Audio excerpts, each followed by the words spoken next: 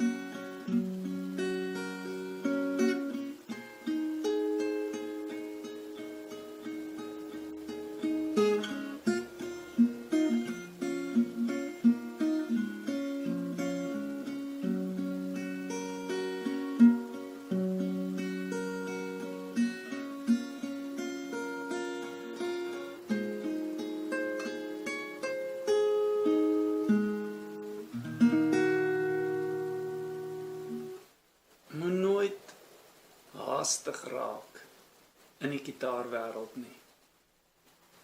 Daar is soveel om te leer. En dit wat ek ken, is nog maar 'n druppel in die emmer van die gitaar. Ek moet nog baie leer. So, doen wat jy kan doen. En dit wat jy goed kan doen, probeer dit nog beter doen.